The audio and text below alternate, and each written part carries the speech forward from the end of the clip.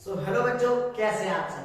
तो बच्चों, जैसा कि मैंने आपको पहली वीडियो में बताया था कि मैं आपको मैथ्स की जो चीजें हैं वो हिंदी और इंग्लिश दोनों मीडियम में बताऊंगा, ठीक है।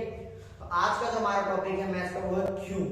जी हाँ, अक्सर हम लोग मैथ्स में ना बहुत सारे क्यों को लेकर कंफ्यूज रहते हैं। मैं भी बहुत रहता था कि ये l प्लस में b कहां से आया, ये कैसे हुआ, वो कैसे हुआ, 2 कहां से आया, 3 कहां से आया, ठीक है। और आपके साथ भी होता होगा जब आप फॉर्मूले वगैरह करते हैं, यार सबसे मुश्किल ये फॉर्मूला याद करना।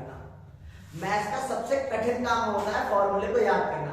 पर कैसा रहे अगर मैथ्स के फॉर्मूले को हम समझ जाएं कि ये फॉर्मूला बनता कैसे है और कैसे आप इसे बड़ी आसानी से समझ के हमेशा के लिए याद रख सकते हैं, ठीक है।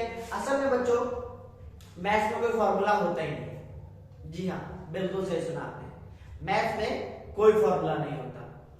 हर कोई जो आपके सामने जो आपको फॉर्मूले नजर आते हैं एक्चुअल में एक सॉल्यूशन होता है जिसे बार बार करने पे वही आ रहा होता है, तो उसको हम फॉर्मूले का नाम दे देते हैं। ठीक, इस चीज को आप ध्यान रखेंगे। इसमें मैं आपको 0 से लेके जो 8 तक के लेवल को सारे क्यों का आंसर दूंगा, ठीक है। a प्लस बी का होल स्क्वायर क्यों होता है, ट्रायंगल का एरिया 1/2 बेस इनटू हाइट क्यों होता है, ठीक है। ये सब चीजें बताऊंगा। सबसे पहले जो आज हम स्टार्ट करने वाले हैं, सबसे पहला चीज बहुत ही सिंपल, आप लोगों ने अक्सर सुना होगा आयत का परिमाप, पेरीमीटर ऑफ रेक्टेंगल। कि जो रेक्टेंगल का पेरीमीटर होता है वो 2 इंटू एल प्लस में बी क्यूब होता है। बाकी सब में तो भाई सारी साइडों को जोड़ दो, वो उसका परिमाप हो जाता है, पेरीमीटर हो जाता है। पर ट्रायंगल में फॉर्मूला कहां से आ गया 2 इंटू एल प्लस में बी। अब मैं ये कैसे याद करूं, तो कहां से आया, चलिए उस चीज को शुरू करते हैं। सबसे पहले हम बात करेंगे रेक्टेंगल की, ठीक है। तो आपके सामने लिखा हुआ है ये लेंथ होती है, ठीक है। ये लेंथ का मतलब हो गया लंबाई और ब्रेड का मतलब हो गया चौड़ाई। इसलिए ये जो लंबाई होती है वो ऊपर वाले से बराबर होती है, ये चौड़ाई और ये चौड़ाई बराबर होती है। वैसा एक परिमाप में जो रेक्टेंगल है यानी आयत है उसकी लेंथ और ब्रेड हमेशा बराबर होती है, ठीक है। आमने सामने फॉर्मूला क्या कहता है आपसे, पेरीमीटर ऑफ रेक्टेंगल यानी आयत का परिमाप क्या होता है 2 इंटू एल प्लस में बी क्यों। चलिए बात जानते हैं। तो आपको पता है कि जब भी कोई नंबर ब्रैकेट से बाहर होता है और वो मल्टीप्लाई की सिचुएशन में होता है, इसका मतलब है कि वो दोनों नंबरों के साथ मल्टीप्लाई होगा, यानी 2 इंटू एल प्लस 2 इंटू में बी, यानी 2 लेंथ प्लस 2 ब्रेथ, ठीक है। यानी मेरे पास 2 लेंथ और 2 ब्रेथ है, तो 2 लेंथ को मैं लेंथ प्लस लेंथ लिख लूंगा और ब्रेथ को मैं ब्रेथ प्लस ब्रेथ लिख लूंगा। अब अगर आप इसे ध्यान से देखें तो यही आपके पास यहां पर भी है, लेंथ लेंथ ब्रेथ और ब्रेथ। कर तो वही रहे हैं, सारी साइडों को जोड़ ही तो रहे हैं। पेंटागन हेक्सागन उसमें भी यही होता है, सारी साइडों को जोड़ दो वही इसका परिमाप होता है, वही इसका पेरीमीटर होता है। फिर इसमें फॉर्मूला आ जाता है, बच्चा कंफ्यूज इसमें फॉर्मूला कहां से आ गया। तो इसमें भी कोई फॉर्मूला नहीं है। आपने देखा ये वही चीज हो रही है कि 2 बार मेरे पास लेंथ थी, 2 बार मेरे पास ब्रेथ थी, तो मैंने उसको एक फॉर्मूले का ऐसे नाम दे दिया, ठीक है। एग्जांपल के तौर पे अगर मैं आपसे बात करूं कि आपको पता है कि सबसे पहले तो ये जान लिया रेक्टेंगल मतलब किसी भी चीज का एरिया और पेरीमीटर होता क्या है, ठीक। एग्जांपल के तौर पे ये मेरे पास एक रेक्टेंगल है, ठीक है। आपके लिए कोई भी चीज रेक्टेंगल है, स्क्वायर है, कुछ भी है, उसकी जो बाहर की साइड होती है ना, यानी बाहर का जो किनारा होता है उसे हम कहते हैं पेरीमीटर यानी परिमाप, और बीच का जो हिस्सा होता है, ठीक है, उसे हम कहते हैं एरिया, ठीक। और अगर मैं इसको यूं करता हूं और इसकी जो गहराई होती है ना उसे हम कहते हैं वॉल्यूम, जो भी मैं आपको आगे बताऊंगा, ठीक है। फिलहाल आप हम वॉल्यूम पे नहीं जा रहे, अभी हम नॉर्मली बात कर रहे थे पेरीमीटर बाहर की साइडों का जोड़ और एरिया अंदर का जो हिस्सा होता है उसको हम एरिया कहते हैं, ठीक है।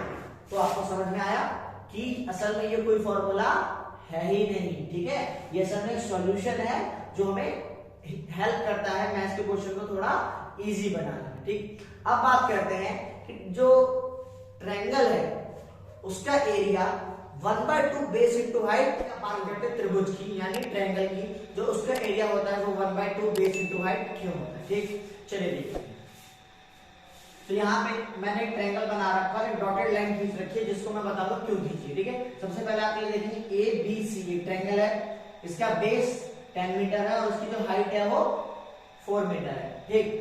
तो फॉर्मूला क्या कहता है, एरिया ऑफ ट्रायंगल त्रिभुज का क्षेत्रफल 1/2 बेस इनटू हाइट, ठीक है। बेस इनटू हाइट ठीक है, पर ये 1/2 क्यों है, ठीक है। तो चलिए मैं आपको समझाता हूं दूसरे तरीके से। अगर आप देखेंगे, आप इस डॉटेड लाइन को समझते हैं, ठीक है, यहाँ 10 है।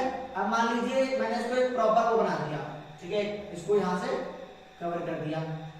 अगर ये 10 है तो ये भी 10 होगा, और ये 4 मीटर है तो ये भी 4 मीटर होगा। और अगर सामने वाले जो साइड्स हैं वो बराबर हो तो उसे हम क्या कहते हैं? जी हाँ, उसे हम रेक्टेंगल कहते हैं। लेंथ लेंथ, ब्रेथ और ब्रेथ, ठीक। तो आपको याद होगा किसका? आयत का क्षेत्रफल, एरिया ऑफ रेक्टेंगल। क्या होता है area of rectangle? Area of rectangle यानी आयत का क्षेत्रफल, वो होता है आपका बेस इंटू में हाइट, ठीक, यही होता है। तो अगर आप यहां देखेंगे तो यहां भी तो एक स्क्वायर बन रहा है, एक रेक्टेंगल बन रहा था, तो इसका एरिया बेस इंटू हाइट था। बट इसी रेक्टेंगल को बीच से क्या कर दिया गया? आधा कर दिया गया, ठीक है, समझ में आ रहा होगा कि एक रेक्टेंगल ही होता है जिसको बीच से क्या कर दिया गया? आधा कर दिया गया, जिससे इसका जो एरिया था वो बेस इंटू हाइट ना होके 1/2 बेस इंटू हाइट हो गया। ये ट्रायंगल, ये जो रेक्टेंगल है, इसको जब हम बीच से कट करते हैं तो वो बन जाता है एक ट्रायंगल, और पूरा एरिया होता है बेस इंटू हाइट, और हाफ एरिया होता है उसका 1/2 बेस इंटू हाइट, ठीक है। तो ऐसे बात बनती है, ठीक है। अब अगर मैं एक छोटी सी चीज और बताऊं फटाफट, ठीक है, कि एरिया होता क्या है, ठीक है, नॉर्मल सी चीज से आपको बताऊंगा।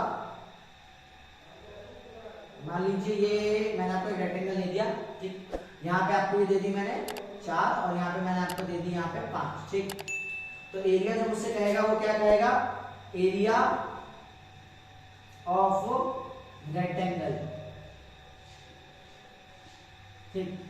ये क्या कहेगा मुझसे?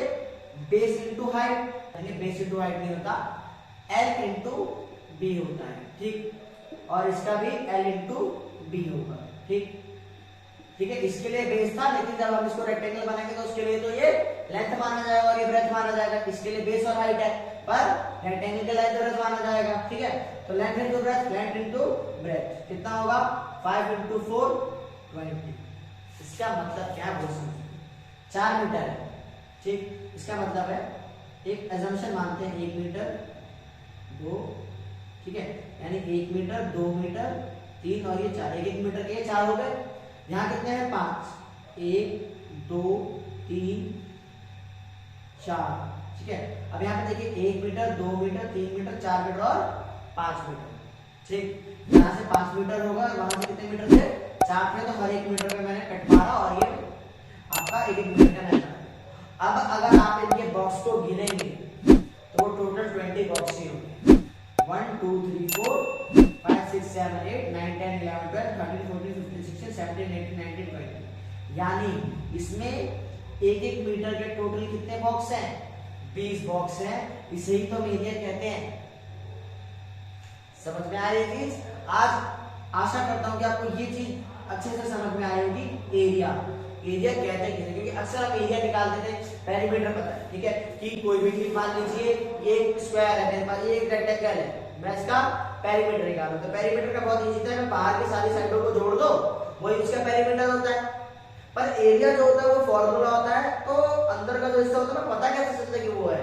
तो आज आपको ये चीज अच्छे से क्लियर हुई होगी कि कोई भी चीज जब आपको दी जाती है, अगर मान लीजिए ये आपको इसमें मैं लेंथ मान लेता हूं 10 है और इसकी मान लीजिए 2 है, तो यहां से आप 1 मीटर की लेंथ खींचिए, 1 और 1 2, और यहाँ 10 है तो 1 2 ऐसे करके आप 10 लाइन खींचेंगे जिसमें आपके 1 मीटर की आ जाएगा। फिर जब उनके बॉक्स को गिनेंगे और उसका जब एरिया निकालेंगे वो सेम होगा। तो एक्चुअल में एरिया जो होता है वो इसे ही कहते हैं। आशा करता हूं आपको ये वीडियो पसंद आई होगी, और ऐसे और भी बहुत सारे क्यों ये चीज क्यों बनती है आपको नेक्स्ट वीडियो में जल्दी मिलेगी। और अगर अभी तक आपने मेरे चैनल को सब्सक्राइब नहीं करा है, प्लीज आप चैनल को सब्सक्राइब कर लीजिए, ताकि ऐसे और इंटरेस्टिंग वीडियोस और मैथ्स के बहुत सारे क्यों का जवाब आपको हिंदी और इंग्लिश दोनों मीडियम में मिलता रहे। Thank you.